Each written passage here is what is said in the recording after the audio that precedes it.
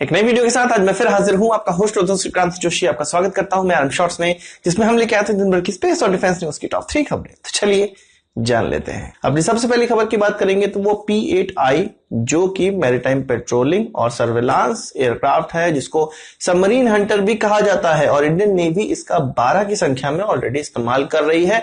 2009 में इसका कॉन्ट्रैक्ट दिया गया था 8 का और 2016 में इसका यूएस को कॉन्ट्रैक्ट दिया गया था 4 एयरक्राफ्ट का। तो टोटल मिला के 12 एयरक्राफ्ट भारतीय नौसेना इस्तेमाल कर रही है और ये कहा जा रहा था कि 10 और इस प्रकार के एयरक्राफ्ट भारत खरीदना चाहता है। तो इस तरह भारत एक कदम और बढ़ने वाला है। अगले हफ्ते डिफेंस एक्विजिशन काउंसिल की मीटिंग होने वाली है, उसमें 10 इस प्रकार के एयरक्राफ्टों को लेने का मसौदा पास हो जाएगा, जो कि $3.1 बिलियन की डील कही जा रही है। कुल मिला के इसको विश्व का सबसे अच्छा सबमरीन हंटर एयरक्राफ्ट कहा जाता है, जो कि भारतीय नेवी के पास ऑलरेडी इस्तेमाल हो रहा है। भारतीय नेवी चाहती है कि इसके 22 की संख्या में उनके पास फ्लीट हो, ताकि जो भी घुसपैठ चाइना की तरफ से हमारी समुद्री सीमा में होती है उसको रोका जा सके, उस पर नजर रखी जा सके। इसके अलावा और कुछ इक्विपमेंट खरीदे जा रहे हैं। कैबिनेट कमेटी ऑन सिक्योरिटी द्वारा इसको पास कर दिया गया है। इसमें जो हमारा तेजस एयरक्राफ्ट था, जिसकी 83 की संख्या में तेजस MK1 को लेना था, पर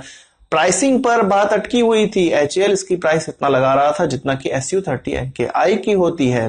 भारतीय वायुसेना इस पर रुक गई थी और एक कमेटी बनाई गई थी जो कि इस प्राइस को नेगोशिएट करती और यह जांच करती कि ये जो प्राइसिंग HAL के द्वारा रखी गई है वह सही है या नहीं। उसकी रिपोर्ट आ चुकी है। अब भारतीय वायुसेना 83 इस प्रकार के एयरक्राफ्ट HAL से खरीदेगी, पर अभी इसका कॉन्ट्रैक्ट साइन नहीं हुआ है। 2 से 3 महीनों में इसकी पूरे पैकेज की जब डिटेल आ जाएगी, पूरा नेगोशिएशन जब हो जाएगा, तभी जाके भारतीय वायुसेना और HAL के बीच में इसका कॉन्ट्रैक्ट साइन होगा। पर यह कंफर्म है कि 3 महीनों के भीतर 83 और तेजस एयरक्राफ्ट का कॉन्ट्रैक्ट साइन हो जाएगा, जो कि आने वाले 3 से 4 सालों में डिलीवर किए जाएंगे। इसके अलावा हमारा जो इंडिजिनस एयर डिफेंस सिस्टम है आकाश, उसके भी 4 स्क्वाड्रन का मसौदा पास किया गया है। कैबिनेट कमेटी ऑन सिक्योरिटी ने इसको पास कर दिया है और 5,000 करोड़ रुपए का ये पूरा का पूरा प्रोक्योरमेंट होने वाला है। इस 6 स्क्वाड्रन के साथ पूरे की जो स्क्वाड्रन की संख्या है वो 15 हो जाएगी भारतीय